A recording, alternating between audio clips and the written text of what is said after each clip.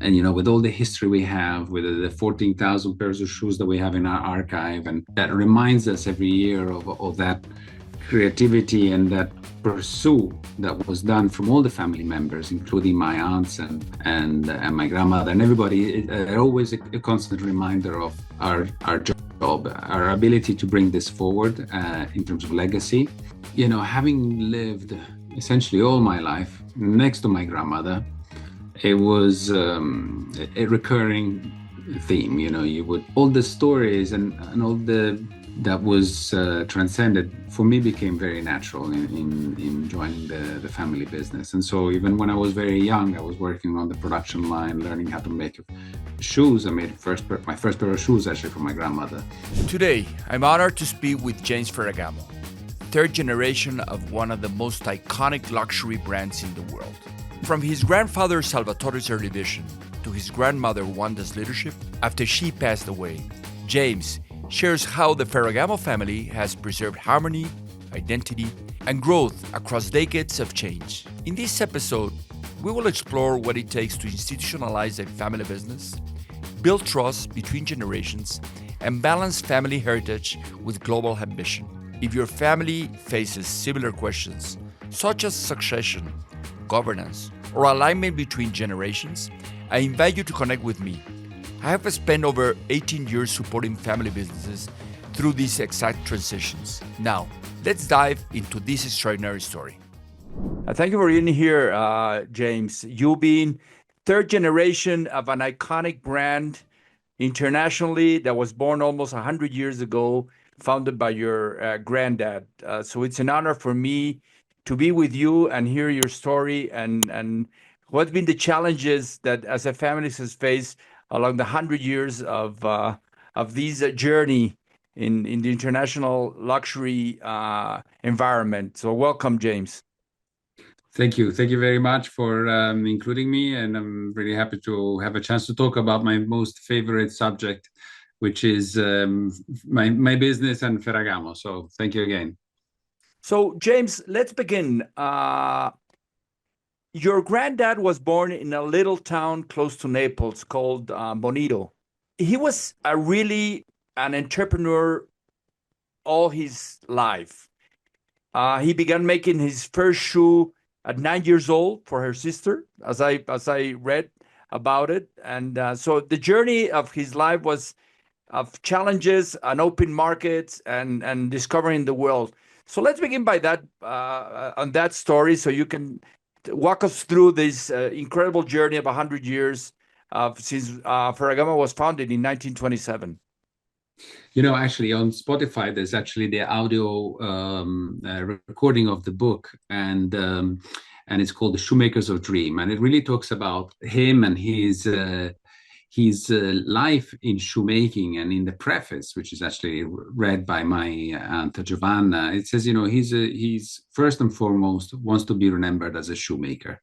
For him, making shoes was his passion. His life ambition was to become somebody that was making shoes that were different, out of the ordinary. So he was extremely focused in doing just one product extremely well. And sometimes it's an amazing example for many generations that are starting their career and having that luck of actually knowing what he wanted from a very early age, and was at the age of 9 in Bonito making his first pairs of shoes for his cousin first Holy Communion. They were very poor, where he was one of 14 kids and they were living off 10 acres of land. And but he says in the autobiography, he believes he was a shoemaker in a past life because it came to him so natural to make shoes.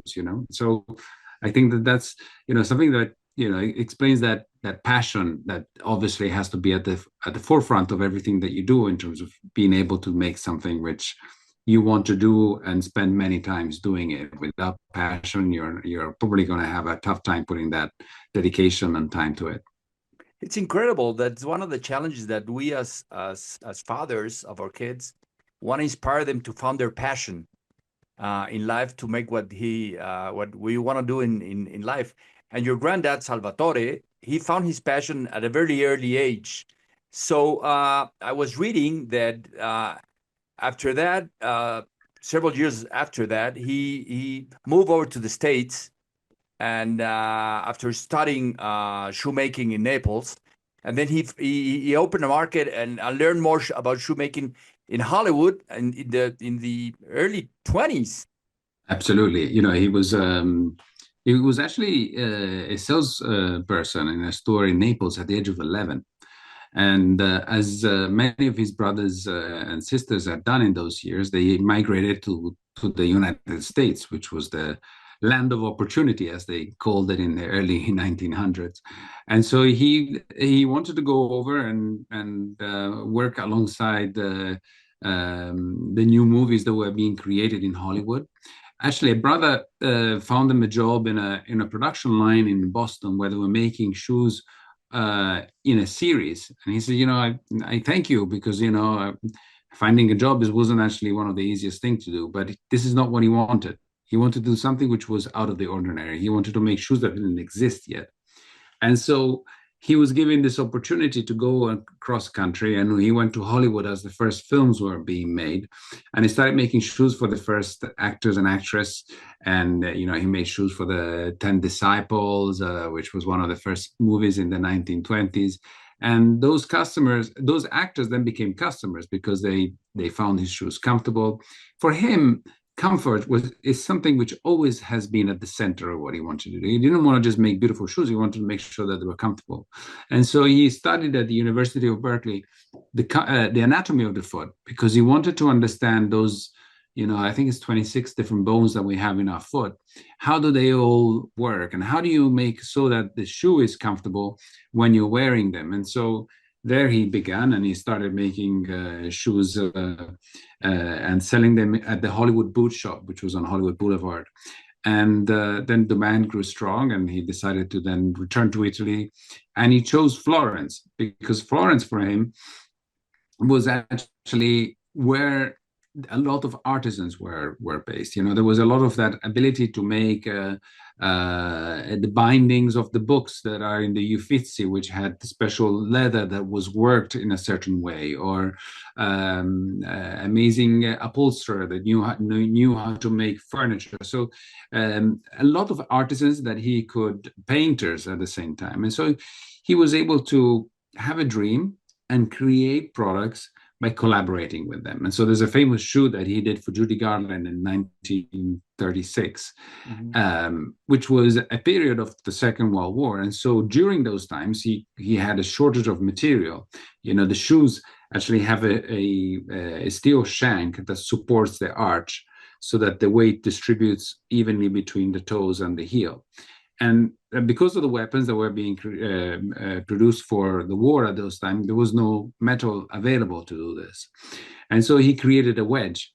And so for him, that need of using different materials became really a want of doing things which were out of the ordinary. And so this is an amazing shoe. It's called the Rainbow Shoe. And it's done on a triple plateau. She wasn't very tall, and so this one really gave her a big lift. And it was done with people that knew how to do upholstery because it's all made out of little pieces of wood that then are all glued together and stitched together, covered by little pieces of leather that he made it into a rainbow color. Incredible. The first workshop, it wasn't a store; it was a workshop of doing shoes, as I read about it. And this building eventually became the foundation of the building of the foundation, the Museum of Ferragamo, or it's another building in Florence. Actually, he started in another area in Florence, and when he began, unfortunately, he wasn't successful.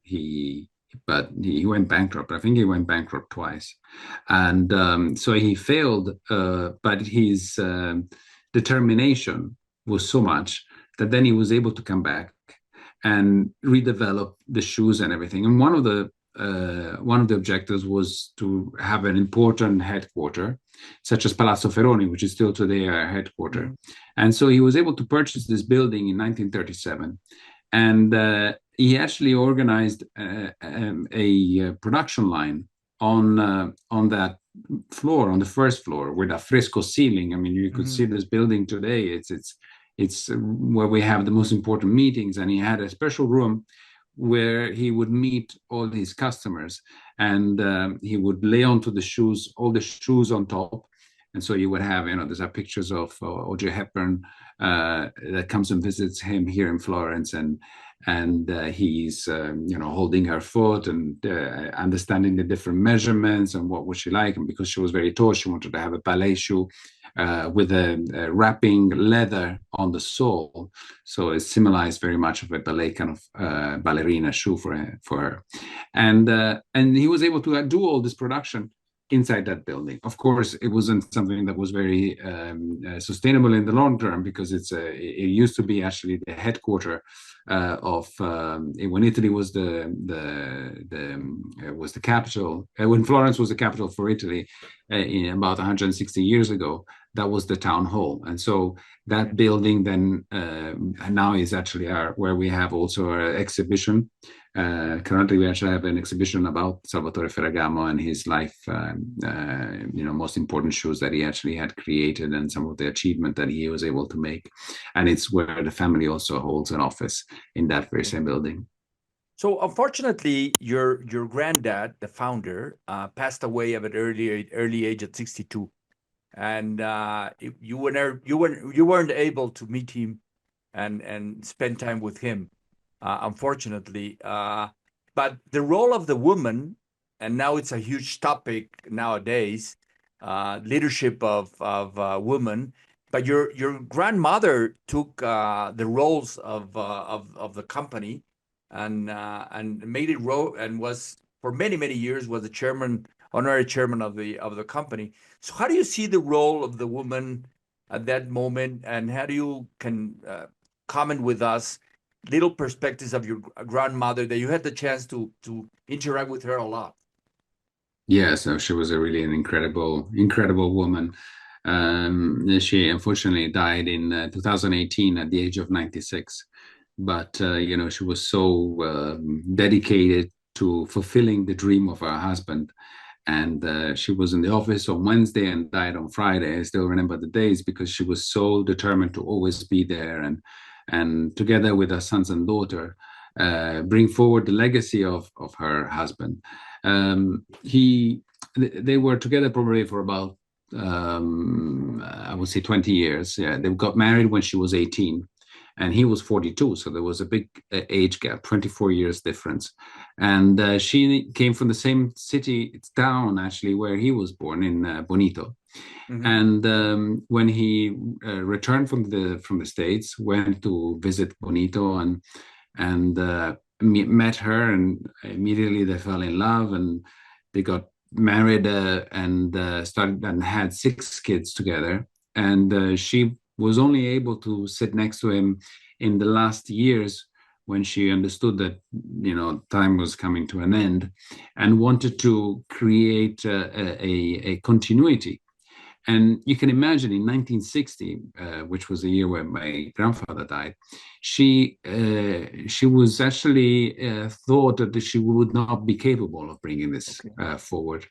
But a lot of the people that worked with her, a lot of the people that were the artisans working on the shoes, cheered her on and said, we will make this happen. We will support you. And she was somebody with an amazing eye for the product, an amazing sense of the business, and brick by brick was able to actually bring the business to grow in.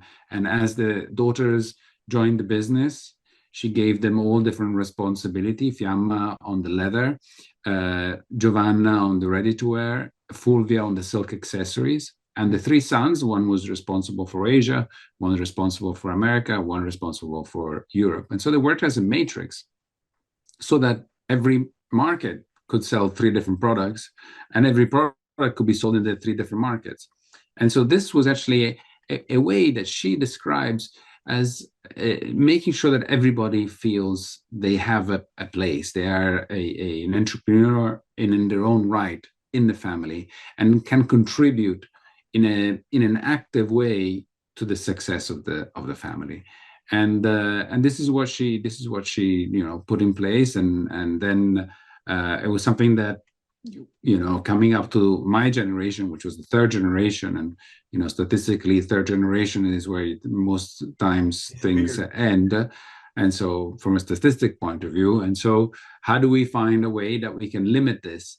And what are those key elements we need to put in place to ensure that this doesn't happen? And so one of the things was to limit the 23 cousins that we are to a maximum of 3 that could have an active role into the business, having worked with another company so that you have that understanding that you need to report to a manager, even within Ferragamo, when you do get a job in Ferragamo, and respond to deadline, perform, and so you have and requested also to have a master if possible, so and proficient in English and all kinds of things. And so that was a way that was done to ensure that the entrance of the third generation would be as smooth as possible.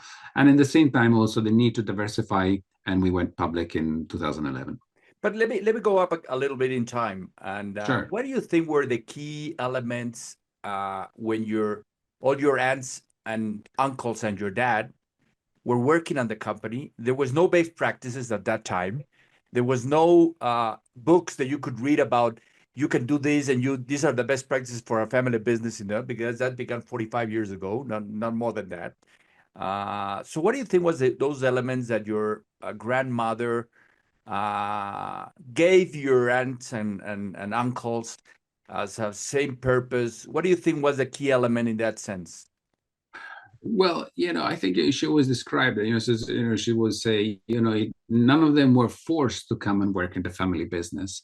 They did it if they wanted to. And so if you talk to my father and his brothers and sisters, they're like, yes, of course. But then, of course, it wasn't really very much of a choice. We had to because we wanted to contribute, and we had also our heart in the right place to be able to support her in that moment. And everything that she had done to make sure when they were small, because when Salvatore had passed, the eldest was 17 and the youngest was 2 years old. And so they saw the struggle and the effort she had made in keeping the brand at that point alive, because the designer wasn't anymore there, and was able to also understand and be able to keep the antennas always open, and understanding more than just the grinding of the daily activity. Where was the world going, and how were the things, the luxury business changing?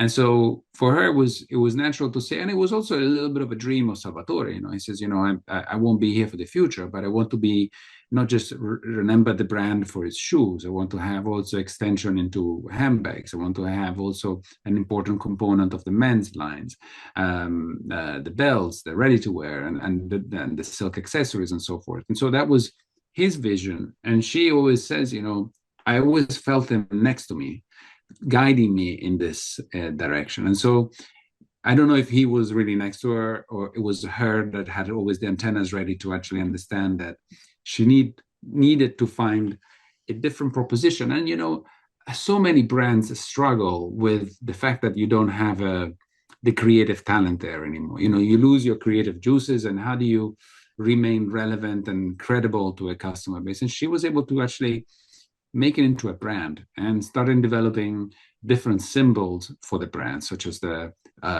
shoe with the bow, the Gencini belt, and the shoes and the moccasins that we all know today as key elements of a branding concept. And so, as the industrialization moments were developing in all different markets, she was there with the possibility of expanding the markets and the products and the distribution. And in terms of governance, because one of the best practices for family business to transcend from generation to generation is that if you have to do one thing, is put some governance structures into it. So who was the leader in the generation of your father to say we have to put some structure here, some rules like the ones you mentioned before of how many can work in the company, what are the rules for them to work? How did that happen in that moment? And if your grandmother were still alive and was part of those discussions? She was very much, my father would participate in this different committees of family businesses. And he noticed that from when he started, a lot of them would not participate to future meetings because the family business would not carry forward. And so this was something that, for him was a clear sign of how important it is to be prepared and find the right situation so that you can arrive to those succession issues before it becomes an issue. And it's always been a question of being preventive rather than having those difficult conversations when you are in a difficult moment. Because then it becomes exponential, the complexity that you need to resolve. And so I think that ability to having confronted those discussions back at the end of the 90s, which was an important moment of growth, was something that was done with much ease and also was done in a moment where none of us from the third generation actually had a role into the business. And so it was done in a way that there was nobody which was already working in the business. There was a good moment for the company. And so it was an easy discussion. And the preparation also for the understanding also succession, well, that's something that I think it's always very complicated in family businesses. You need to understand how do you manage that between who wants or should exit and who should or wants to enter. And so that's difficult to relinquish. I made the example of my grandmother was in the office until the very last moment, and the heart is there. And so you have to understand that how do you not allow somebody that has dedicated all their life and their heart to do that, to not be present and to give them the right respect in being there, but also helping them to understand that succession and generational change is a question of really passing on the baton to somebody that can probably put more energy in it in a specific moment as you change over to other generations. It's a huge topic and a huge challenge for any family business, the succession topic. And what would you recommend the families? How do you begin this process? Was this way of things? Family, we have to sit down and talk about succession, because sometimes the word itself would mean you want to get rid of me, or am I gonna die? Or how do you begin those conversations? How did your family solve that in that moment? You need to find a way to probably, I would say that probably the most useful is benchmarking, talking about, this is natural. We're all here temporary. It's a path of life, and we all want to leave our marks, and we all want to make sure that we are able to have brought forward a legacy in a certain way. How do we prepare ourselves to do it in a way that it's done correctly as the complexity evolves? Usually you start by one and then you develop it in our case was 6, and then you have 23, and as 23 we have 40 kids, and those 40 kids probably will have about 80 to 120 offsprings. So it becomes exponential. And so what you applied between generation 1 to 2 and what you applied from 2 to 3 needs to have a sense of organic approach to it. It needs to also be able to say, okay, well, this should not feel like a prison. It needs to feel like something that allows you to move forward. It needs to also have a possibility of diversification, such as we've done also in the hotel business. And so possibility of having other interests and developing other things in the real estate part.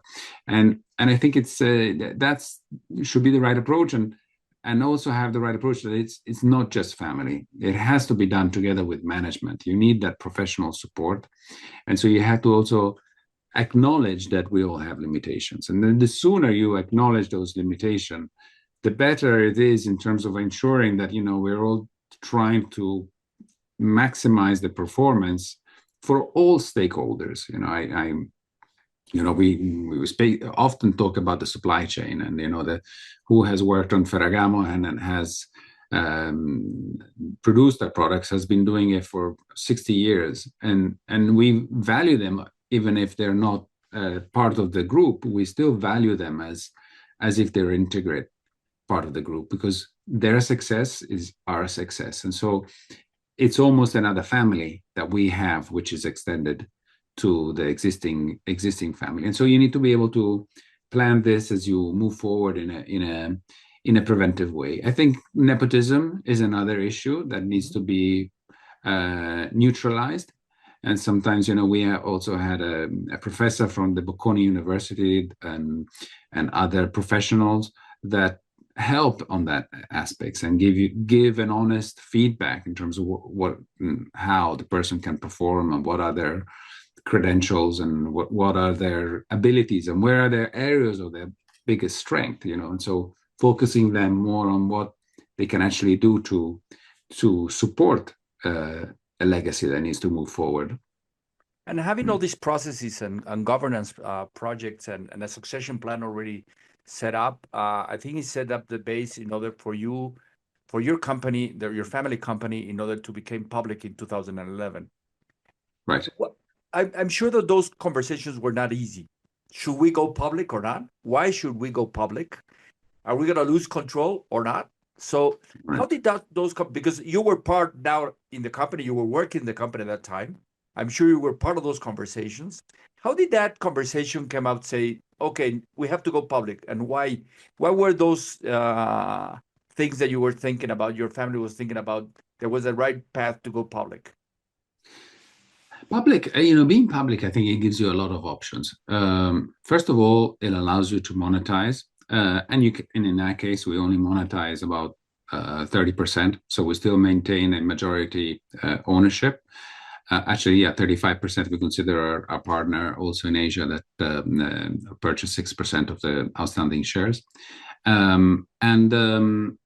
And it gives you the possibility of also being flexible. So it is a market that allows you, if you do want to diversify, if some family wants to diversify, it's fairly straightforward. So it's not as complex as it being a privately held company. And so it gives that ability to be able to also have that organic approach in terms of being able to say, okay, well, yes, if other interests that somebody has in the family can be managed better also in that sense. Also, what I was mentioning before in terms of nepotism, being public also requires that you have a CEO. And what we created also in terms of a family pact was that role should be given to an independent CEO. And so having that independent CEO has always helped in making sure that it isn't just a family. And having also a lot of independent members on the board also allows to ensure that we're not following a legacy that has no business, but following a legacy that can be driven also by the family above, if they're part of a holding company, or below the CEO, such as in my case, that has specific roles and responsibility that then have to report to the CEO in such a way. So let me make a pause here and let's talk a little bit about yourself, because you took a path very close like your granddad. You went over to the States to study. You work outside of the company at Saks Fifth Avenue. So how do you got like in love with the Ferragamo brand and say, this is also my passion, my purpose in life, and I want to work in that sense? And why go to the States to study and not stay in Italy, where the fashion industry is, the luxury brands are born? So what tell us a little bit about you, and how do you decided I wanna go into the Ferragamo company? I would say, well, having lived essentially all my life next to my grandmother, it was a recurring theme. We would go over and have this dinners with my grandmother, and she had this long narrow table where she would sit at one end and my grandfather would have sat at the opposite end, and then my father would sit at that end when my grandfather wasn't there anymore, or any other members of the family which would come, and all the stories and all the hardship that they all went through, but also the passion that was transcended for me became very natural in joining the family business. And so even when I was very young, I was working on the production line, learning how to make shoes. I made my first pair of shoes actually for my grandmother. Actually, being half English and half Italian, I made two pairs, one for each, and so it was, and so I learned at a very early age how to make shoes, and it's so rewarding to be able to use your hands. I think if you're somebody that knows how to play an instrument or is able to make a shoe, or it's something that definitely is very fulfilling. And so that's something that I would do during the summer holidays. And then I would work in the stores when I was in New York. We opened a store in Rodeo Drive in 1990, and so was a salesperson there in the store, and I had so much fun, living at the age of 19 in Los Angeles, and so being able to talk to the customers and understanding what the customer wanted, and really having that ability to say, okay, well, this is what this brand is all about. And so from there, I wanted to also have an experience in retail, and so that opportunity with Saks Fifth Avenue came up, and at the time, Rosemary Bravo was the CEO of Saks, and just merchandising the stores and understanding the value of inventory and how to move inventory in and be able to tell a story that is compelling to the final customers was something that I really cherish in terms of learning experience. And so from that experience, working then in a family business was something that I applied for, and I was then confirmed. So you build up your own skills. Yes, absolutely. So, and diversification is one thing, and I've seen that your family is also in the hospitality business, because your uncle at one point several years ago bought a beautiful hotel now under the brand of Rosewood in Il Bosco, I think. Yes, Castellón del Bosco. Yes. Castello del Bosco. I had the opportunity to be there once and visit the vineyard and all the stuff. But I see that your father, in 1993, bought Il Borro wines, where I think your brother and your sister are the ones in charge of that. So you're diversified as a branch in the Ferragamo business, or it's also part of the whole Ferragamo holdings? No, well, we have had many different diversifications in the family. So each branch has done different things. So Massimo, which had Castellón del Bosco, Leonardo had also the Swan, so the Nautor, all the boating and the shipyards, and my father instead, always having had a passion for the country, decided to buy in 1993 the property, which is Il Borro, which was part also of the property of the royal family of Italy. Mm-hmm. And he was able then to restore it, and he's been investing in it ever since. And it's really a beautiful part of Italy that has really become a gem in terms of being able to provide amazing hospitality in a small medieval village tucked in on the Prato Magno, on the backbones of the mountains in Italy, and he's and there we in this medieval village from the 1300, we're also producing some amazing wines and different activity, and also horse breeding and production of honey and different agricultural product. So that's also part of your passion. You share that passion with your brother, your sister, and your father. That taste for wine and the countryside and all that. Absolutely, something that is also important for my father and my brothers and sisters is the concept of sustainability. So everything that we do there is produced is completely sustainable. So there's a sustainable path that also my sister Victoria ensures in everything that we do. We have about 30% of the energy that we produce there that comes from solar panels. So we have our own energy, and then we also buy green certificates for the remainder, so that we don't have any, we reduce our direct impact in terms of CO2 emission. We don't use any pesticides also in the way that we treat also vineyards and all the agricultural products. So making extremely a product which is extremely sustainable and doesn't harm who is most important, which is our customers.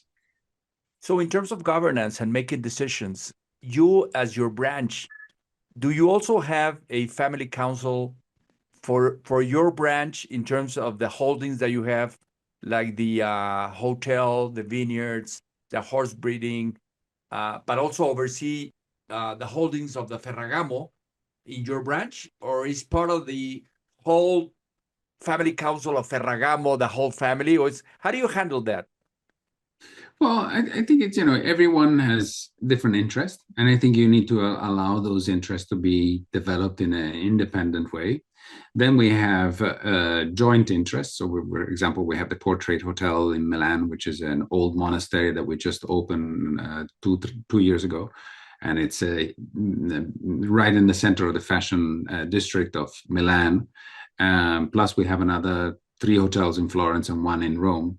And so that's another business. And so we have also in the hospitality as a shared business together. With the rest of the family, or only your yes, branch? no, with all the family. Okay. And so this is something that we developed also we were able to develop it when we went public, as in terms of being able to then reinvest in this venture and this diversification. And so this is something that I think is, it's a way of being able to say, okay, you can develop your own project, but then also there are some projects which are done as a group. And so keeping that, I think it has to be let as free as possible. I think limitation can create a situation where then you don't create that sense of achievement or that ability to be somebody that can go and make it on their own, which I think is something that should always be at the forefront of what a family business member can do. So you as a family have a lot of options. You have the hospitality business. Your uncle has the yacht business or boating industry, the winery also, and also the Ferragamo brand itself in the luxury brand. So these rules of only certain members of the family can work in the holdings, do they apply to all the businesses or only for the Ferragamo brand? How do you handle that in terms of, let's say, your daughter or your son holds up the hand, say, Dad, I want to work in the hospitality business. No, but there's also all these rules for you to work there, or they only apply for Ferragamo? No, they all apply. I think they only apply for Ferragamo, although my father also applies them in Il Borro. He tries to limit. Of course, he is the first generation, so he needs the second generation to carry this forward. But he also wants to make sure that it doesn't become,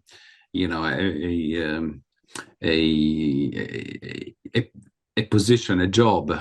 Rather, it has to be a need for that job. And so he's very much about making sure that what's requested is something that is has a certain sense of reality to the needs of the business. So, and keeping it a healthy balance. Going back to the example that my grandmother decided to do, and giving them all 6 a specific role. I think you have to be able to slice and dice your business in a way that you can create responsibility, but it has to be for the business. It cannot be for a point of giving somebody a job, because then it might not be sustainable in the long term. You might have somebody that is not going to be happy doing something that they don't even want. And so I think it has to have the right balance for sure. Very tricky finding it. So, what do you see the challenges as a family for the future in terms of the Ferragamo brand? About what's happening in the luxury business, the what the Chinese are doing all over the world in copying everything and coming there. So it's a lot of challenges. What do you see Ferragamo in the next 30 to 50 years as a family facing it forward? Well, obviously there has been some two major trends. Okay, so one has been the trend of the LVMH and the Kering and the Richemont, which have been buying up different companies and creating this conglomerate that then are able to, let's say, muscle their way into the distribution to get the best real estate to where position their brands. And then there is also the other thought, which is more, I would probably even put Prada into this, even if it's Prada plus Miu Miu plus Church. And so there are others that have been able to be more as a single brand, able to still be able to develop the business and being able to make it by themselves. The Dolce Gabbana is another one, Armani is another one, and of course you have the mammoth Chanel and Hermes. So I think it doesn't necessarily have to be part of a group, but you do have to have a very clear identity, a very clear mindset and commitment to your customer, first and foremost, and understand what they want from your product and understand that your product has to be different from the other products because otherwise they would go and buy that product from somebody else. So it's understanding really, what is your reason of being in terms of company and making sure that you can then on that provide innovation, creativity, craftsmanship, true to your backbones of the company, which is quality and comfort. Those are two main elements among innovation, which were created by our founder, and that still today are why people buy Ferragamo. The core values of the family still the same. Yes, I So actually have a saying. I have a saying on my computer, which is a saying that Karl Lagerfeld said when he came to a presentation here in Florence, and he says, you have to adapt. We have to adapt to times, but times do not have to adapt to us. So, sometimes you have to be able to have those core value, but you have to be current to what the customer wants today. But at the same time, it has to be true to what the feel of that brand is all about. maintaining legacy for future generations is a huge challenge once the family gets so big. So how do you as a family, the whole family, what do? You get together once a year, you share the history, you share time together. Do you have a family assembly or a family trip every year? How do you do it as a family to maintain this legacy and this livelihood of Ferragamo name in the family and the taste for life? Well, as an Italian family, you can imagine that getting together is something that happens quite often. So we have continuous also meetings to ensure that we have the right governance between the holding company and what is the new course that we are designing and putting in place. And then, of course, different moments that we share with the different uncles and families that allows us to get together. We're also very lucky that having 23 cousins and 40 sons, offsprings from that, there are often ceremonies together, weddings, baptisms, and things like that are always an occasion to get together. And so with such a vast population, there are quite a lot of them that happen all the time. And then, of course, technology, we're continuously writing happy birthdays to each other on our group WhatsApp. So maintaining history for the next generation, what have your family done in terms of putting together a book, the history of the family, updating it every now and then? What have you done as a family in terms of that? Because I've interviewed many families in my life, and always I say, do you have a book? Have you written something about? Oh, we have it in the bucket list, but we haven't done it. And say your dad is still alive, your grandmother is still alive. You do it because they're not gonna be there forever. So what have you done in that sense? Well, Luca Guadagnino did actually a autobiography of Ferragamo, and Okay. we launched it in 2020, actually, in September 2020, and the Venice Film Festival. Okay. And it really tells a story about Salvatore, and so and his life, and it also has different depiction, also part of it with my grandmother in it, and and so that was one way that we create this story. My grandmother also was an incredible woman. She would write to all the 23 grandsons. She would send them a letter of different things which were very meaningful. I had a certain meaning or something that she learned in life, or she gave all of us, she gave us a silver doll, that had a weight at the bottom. And she showed us, sometimes you fall off track, but then it's important that you get back up and you go onto your path. It will happen that you're going to make mistakes and go off path, but it's important that you know that, and then you get back on path and you go straight. And so all of those symbols and writing is something that we always carry together. Also, my cousin Ginevra has written a second book, which actually puts all of this together, and really tells the stories of Ta, which is the name that we gave Wanda as our grandmother. And it really tells the story about her and all those important values that she bestowed on us. Wow, what a great way to pursue and maintain the legacy alive. So to end this conversation, James, what would be those three things that you could give other families? Say, in my experience, what I've learned, these are the three things that you should be approaching in order to maintain and transcend from one generation to the other one. Talking about a company that is almost 100 years old. In the next couple of years, it's going to be 100 years. I'm sure it is going to be a huge celebration in that sense. So, what would Yes. be those three recommendations and learnings of your family to maintain this family together and going forward? First of all, is passion. It's ensuring that that passion is always kept alive. And with all the history we have, with the 14,000 pairs of shoes that we have in our archive, and that exhibition that reminds us every year of that creativity and that pursuit that was done from all the family members, including my aunts and my father and uncles and my grandmother and everybody. Always a constant reminder of our job, our ability to bring this forward in terms of legacy. And what's important, I think, is to always remember that we want to leave it better than we found it. It's something that it's important that we understand that we are here for to pass the baton to somebody else later on, and be lucky to be able to pass it in better condition than we actually received it. And so that's something that keeps us all very much on our toes, because I'm sure and we believe that there is definitely somebody up there which is looking at us, making sure we are, maybe even helping us, making sure we're making the right decisions.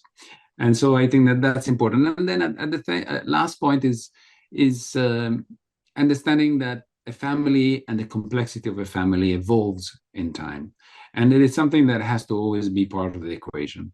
And it should not be something that we, as family members, ignore. It's something that needs to be looked at ahead of time. I think it's important that it's the family members should be able to confront those issues ahead of time, be able to do them before they find themselves in a situation of struggle, understand how to do it in a way that it's always fair, and it can be done independently to make it fair, so that it doesn't feel too personal in some moments where it shouldn't put anybody in a situation of uncomfort.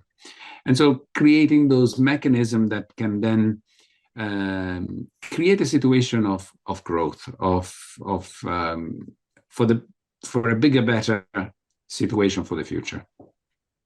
Well, one last thing, and I was wondering because the logo of Ferragamo has been somebody's like a trademark. So who created that logo, and has it been always the same one? No, we actually, the logo that we currently have now, incidentally, was actually the logo that was an interpretation of a logo that was done by Lucio Venna, which was a contemporary artist in the 1930s.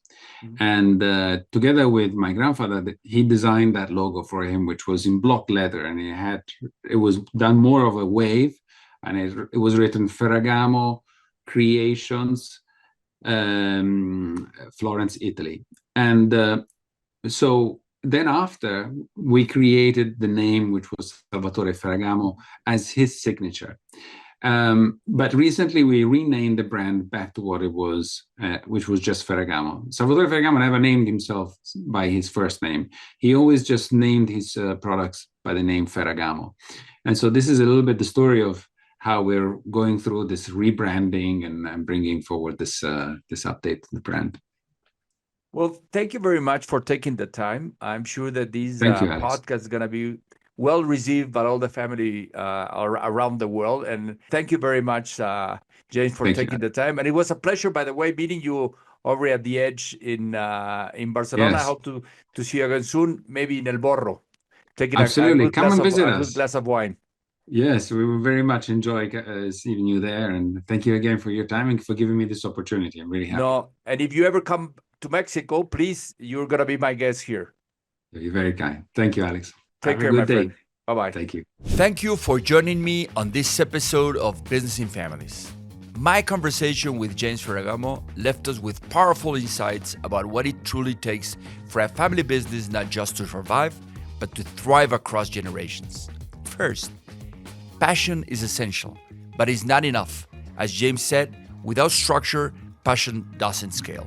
Second, female leadership can be transformational. Wanda built a lasting structure from continuity. Third, clarity brings harmony. Limiting third-generation family involvement to just 3 roles was crucial in avoiding future conflict. Fourth, governance must come before crisis. It's better to prepare than to react, James reminded us. And finally, family business is about more than the family. Our longtime partners and collaborators are part of our extended family. If any of these resonates with your story or your company and would like to explore how to apply these lessons in your own family business, I would be happy to talk. Follow us on Spotify, YouTube, and Apple Podcast. And share this episode with anyone building a lasting legacy, because generational continuity isn't an accident. It's a choice we make every day. See you in the next episode.